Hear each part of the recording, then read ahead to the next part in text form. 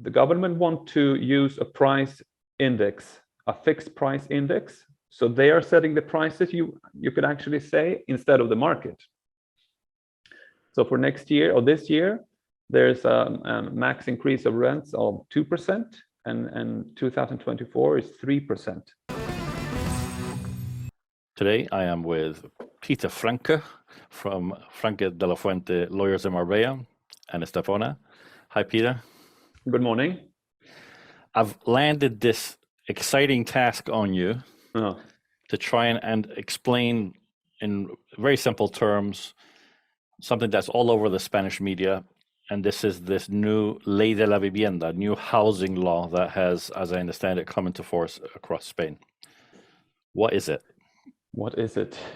Yeah, we have to start with a few basics about this. This is a quite big piece of legislation to start with.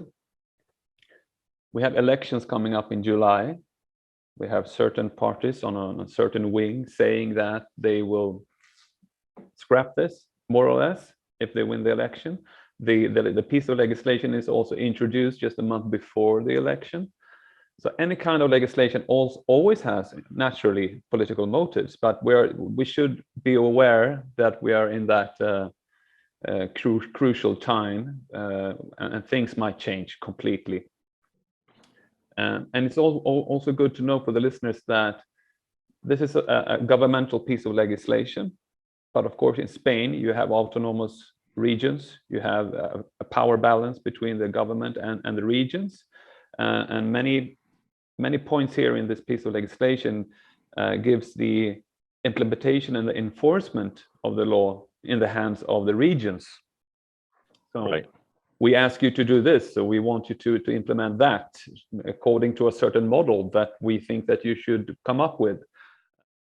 And of course, it will be interesting also to see if this piece of legislation lives, how it will be implemented in different parts of Spain, and of course for us, Costa del Sol. Okay, so in its very basic terms, what is it? Going back to that question. Yeah, well, what is the purpose, first of all, with this law? There's always a given purpose, at least in the written by the government, and in this case, the government wants to guarantee certain constitutional rights of adequate housing, decent, affordable, and adequate housing. They see that as a constitutional right, and that the purpose is to provide that, basically. And we're not going to enter into the rabbit hole too much, because I think this point will be discussed by the academics. Is this actually constitutionally correct in terms of the power of the government and the regions, etc.? But that is at least what is expressed, in the law. And the other, let's say, 2 points is better regulation, more extensive and more detailed regulation of the housing market, both rental and purchases and sales, acquisitions. And there are certain rules to secure the transparent information on the market. That is sort of the 3 points I can say. I think it would be a good idea if we just go through the main points. Okay, great. I did that, at least took me some time to really dig into it and to understand it. So let's start with the stressed areas. So in Spain, there's a definition already in the current law defining what a stressed area is.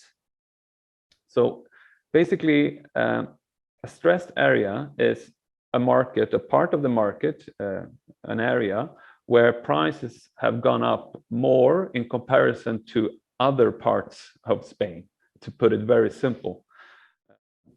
And there's a certain model to define what is a stressed area. And that is already in the current law, but now they have, let's say, made it easier to qualify as a stressed area. If your average mortgage cost or rental cost, together with the basic expenditures and for supplies, etc., if that is more than 30% of the average income in that area, you should be qualified as a stressed area. Now, this is, of course, interesting because, again, here, the definition and the model to define the area falls under the regional or the communal authorities. So you might already here find a power battle. How will this be implemented as it was thought to be? But so they are with this piece of legislation, they are making it easier to qualify as a stressed area, which has certain then later impacts. They have also made it easier, let's say, put it like that, to qualify as a large holder. A large holder is a real estate company that owns a certain amount of dwellings.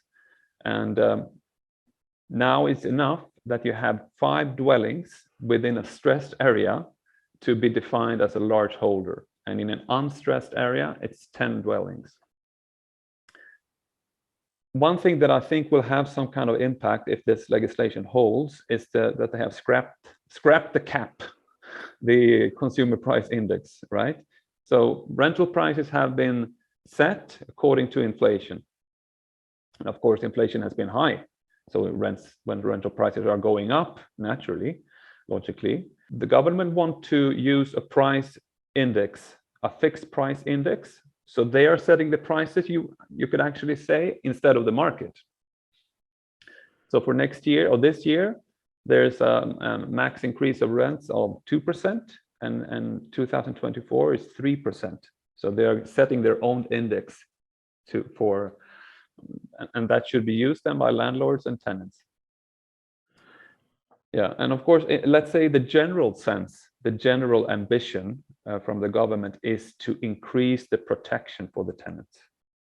That is a general purpose of this legislation. So right. in that way, if of course it's tenant friendly, and of course then you might say unfriendly for landlords or property owners.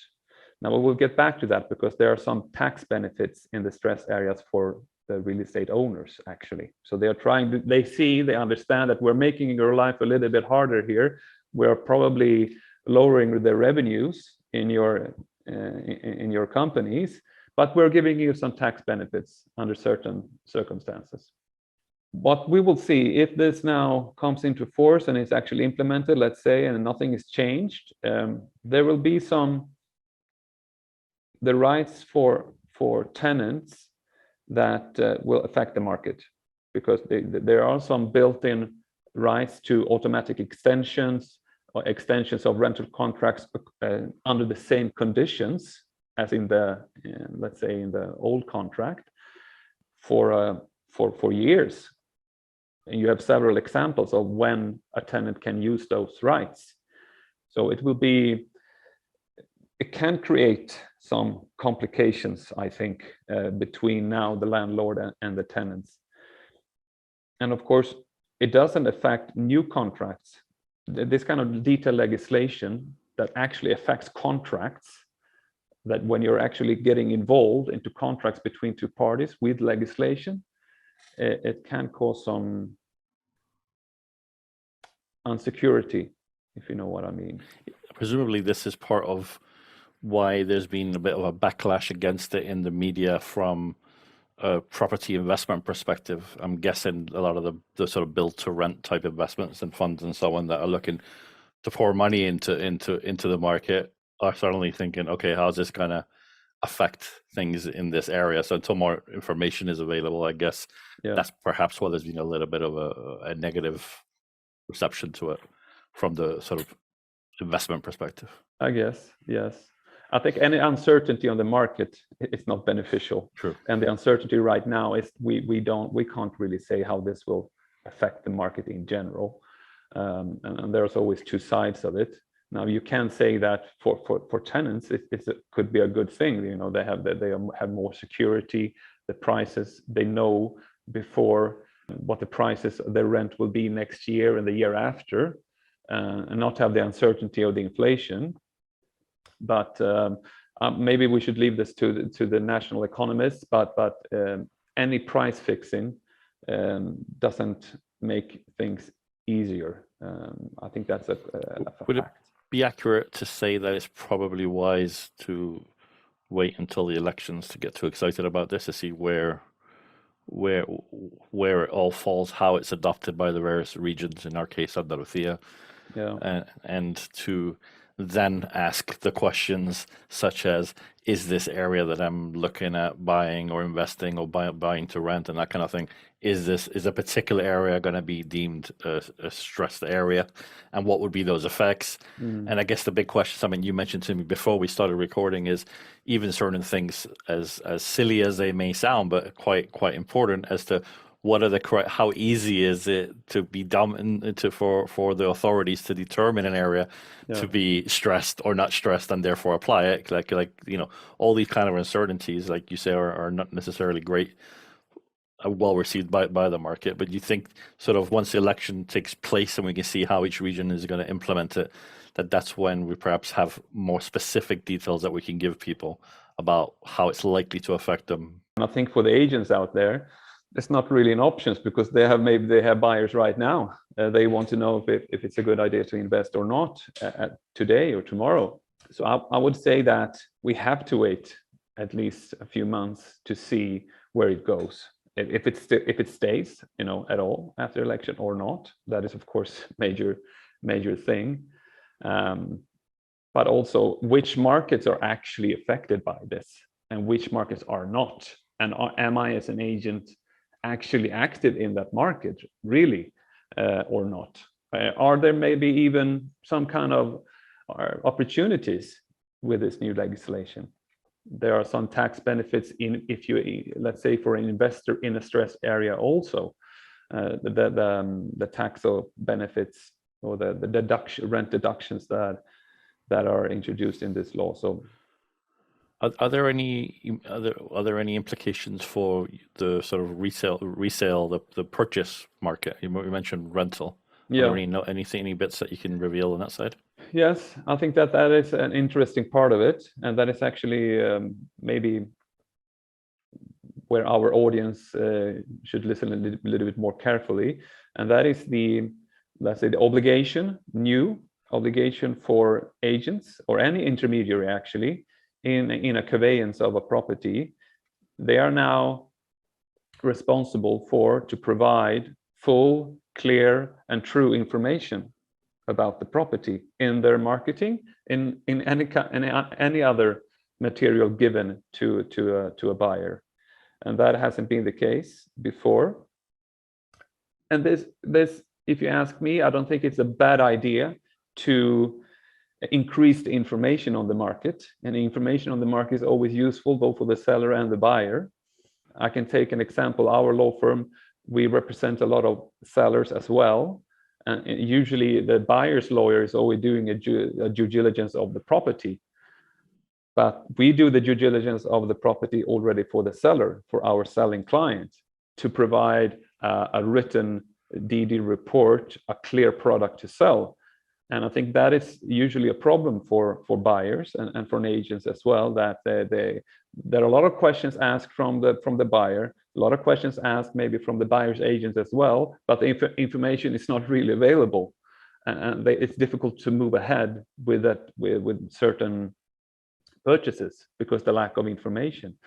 So information in general, of course, is good to have information, but the writing of the law is not very specific. So there are questions that we will have still with this legislation. So information should be transparent, clear, full, true, etc.